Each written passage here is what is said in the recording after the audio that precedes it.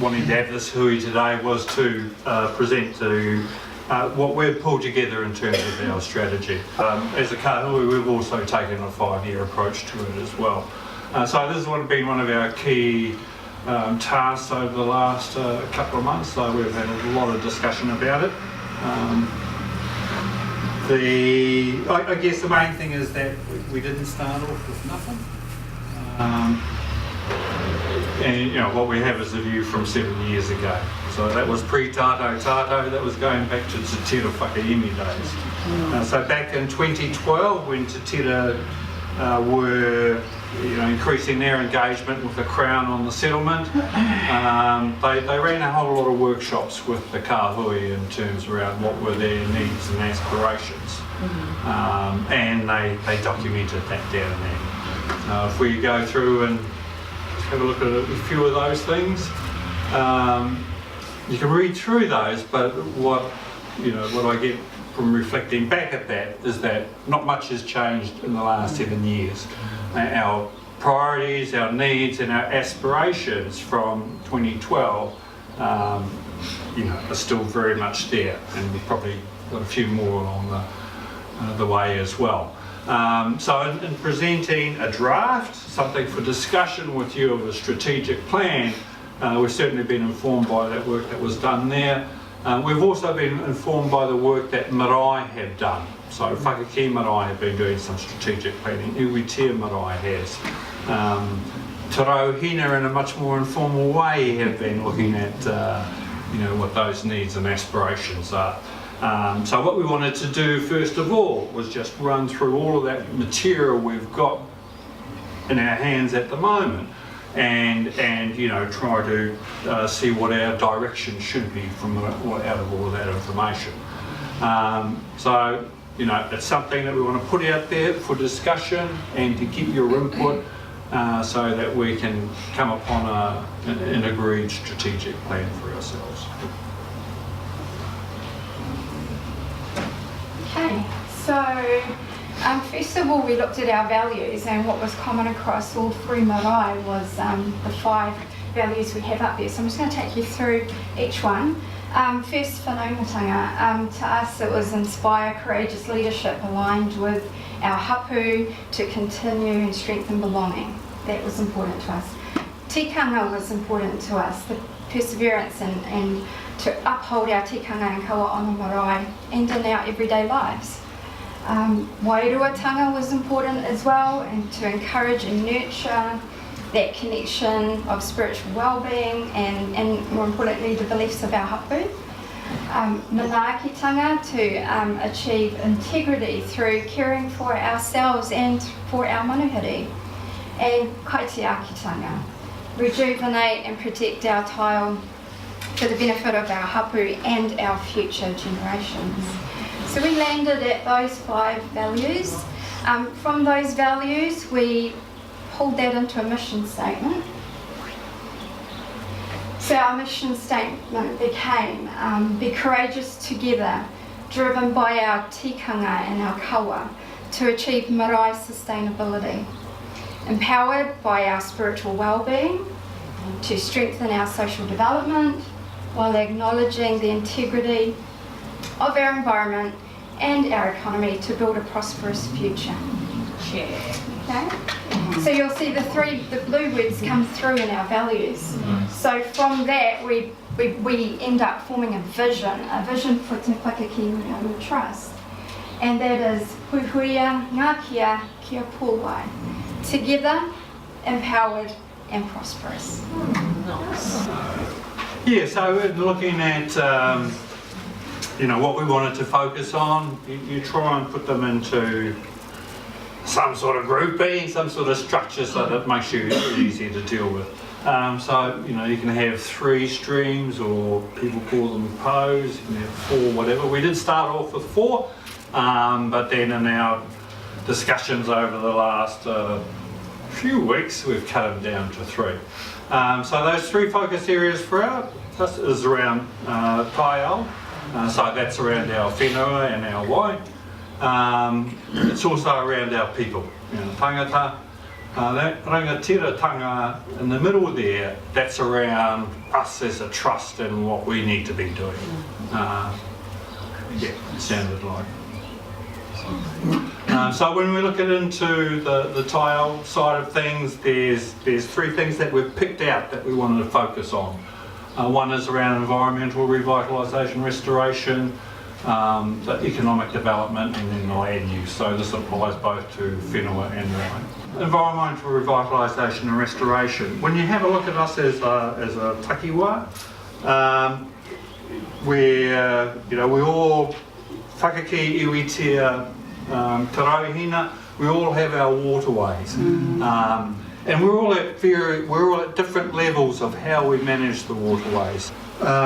What we wanted to do, just from a takiwa perspective, is just to assess where we were at this point in time. And that comes about by creating a map and doing an assessment.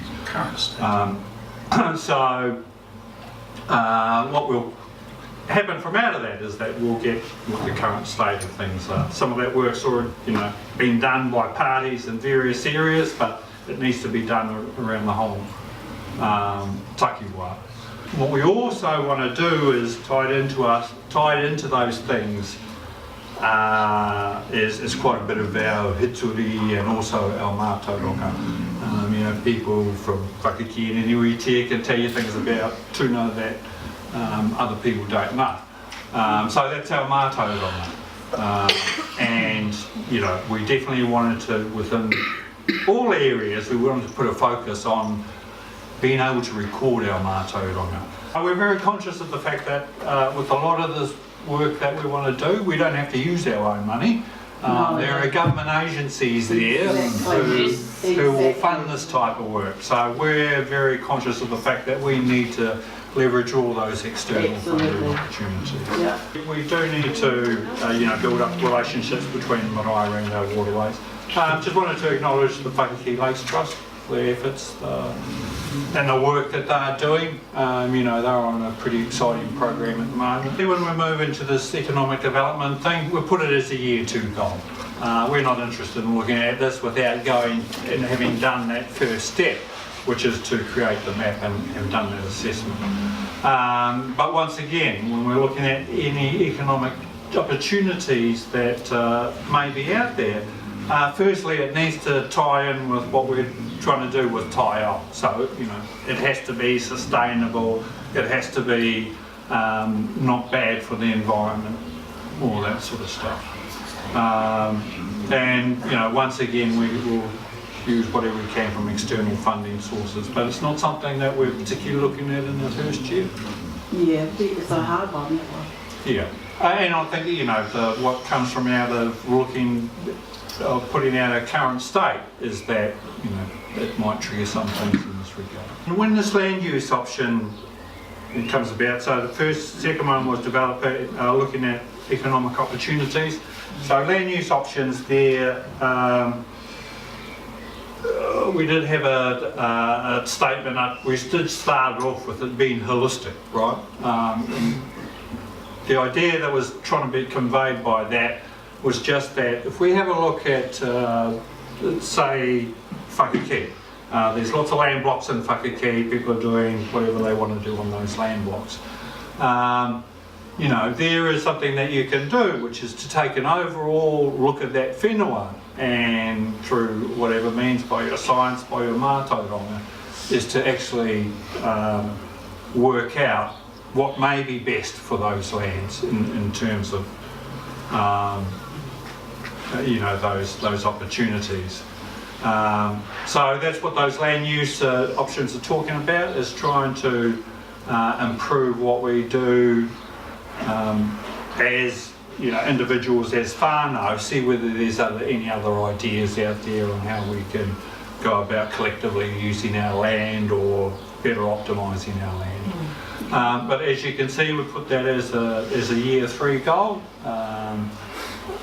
The reason why it's out that far is because looking at across all of the work that we want to do, we've got a lot of work to do in the first year, so we can't do all of it in the first year. Will we look at cannabis and hemp? Why not? I'm going to take you through the Pou Rangatiratanga, our governance. I'll start off with the kāhui establishment. So, you know, obviously what we're in is what we're doing now is creating our foundation and setting, you know, all of the governance administration process systems in place so that we can start with a big mahi we've got planned for the future. So that's pretty important. You know, I touched on it earlier when I talked about the newsletter about the creation of the accountancy/communication and how we store our current work that we're doing now.